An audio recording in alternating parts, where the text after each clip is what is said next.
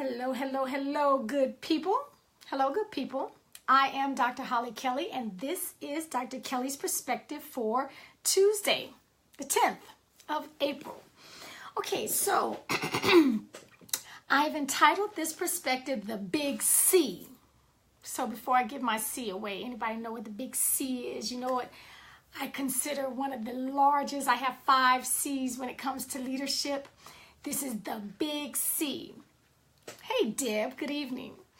Okay, it's courage. It is courage. And we need more. We need more leaders and supervisors, managers, pastors. We need more. Hey, Kendra. We need more parents. We need more spouses. We need more friends with the big C that operate in it, not talk it. Some of us, hey Terrell, hello. Some of us talk such a good game about what we would do, and I wish they would, and they don't act like that. We talk such a big game and don't operate in a space of courage. And I am convinced that the people that we know and are surrounded by who bulldoze over people, who are ugly, they just straight up, they act ugly, do so because there's very few people or anyone surrounding them who care enough about them to check them on their behavior. I always say when I was, or when I work with Marines that, why is your peer getting a DUI? Why did that happen? Because very rarely do Marines go out solo. I mean, they're always got their friends, their buddies, their battle buddies with them. You're surrounded by people, and to allow someone to get into a position without checking them.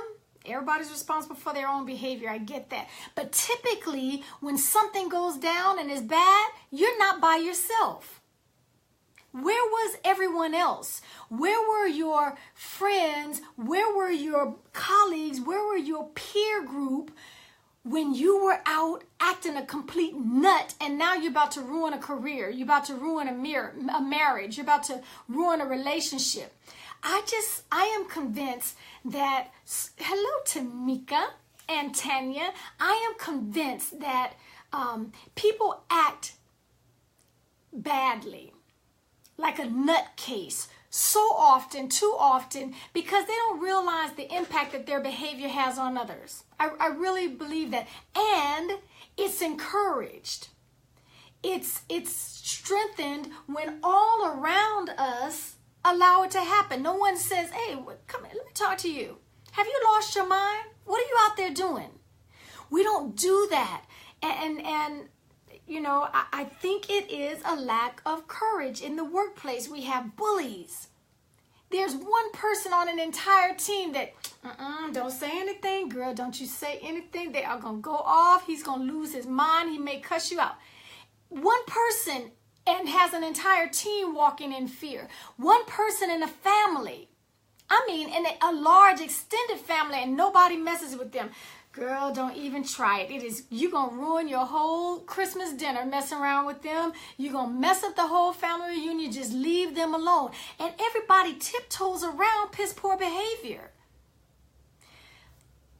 Work even in churches, on teams, in organizations, absolutely in families. It takes a tremendous amount of courage. Hi, Annika. It takes a tremendous amount of courage to have someone, to love someone enough. I'll put it like that. To love someone enough that you love them more than you fear your discomfort. Do you love them more than you feel, than you fear your discomfort, than you fear embarrassment, that you fear getting, maybe perhaps cussed out by them? We need more courage today. Some of the chaos that we see in our world, that we see in our communities, that we see in our families, that we see in our churches and on our teams, that we see in our schools, some of this chaos could be nipped in the bud immediately if we had the courage and had enough love, if we valued that person enough to call them on behavior, to let them know the impact that they're having on those that are surrounding them.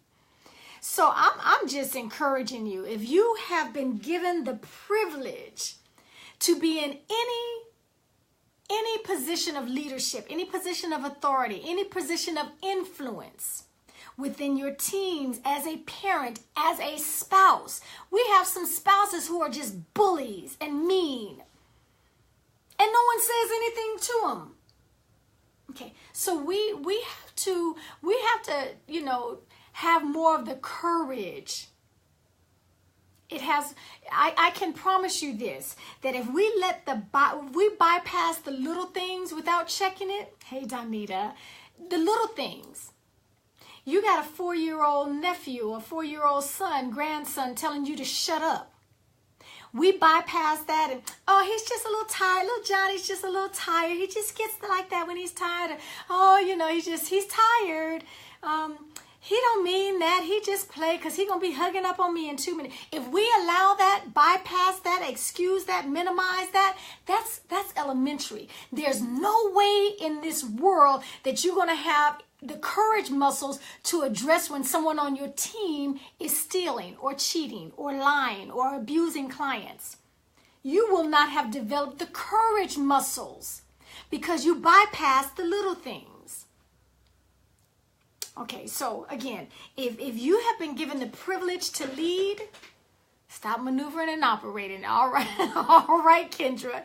If you have been given the platform of influence and leadership, a position of authority, it is a mandate that we, in whatever position we have, it's a mandate that we step up, step to the plate, and love them more than we fear our discomfort. I don't like confrontation. You might not need to be in the position that you are in. Or simply start developing the courage muscles that it takes to operate in excellence.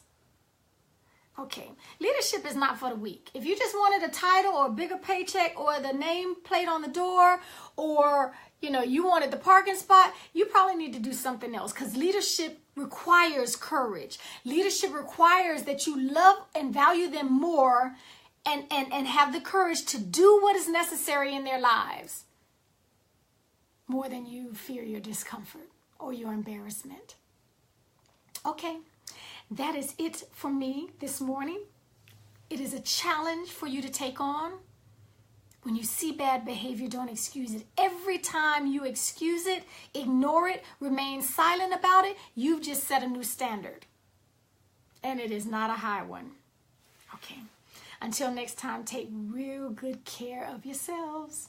Hey, Leisha, take real good care of yourselves.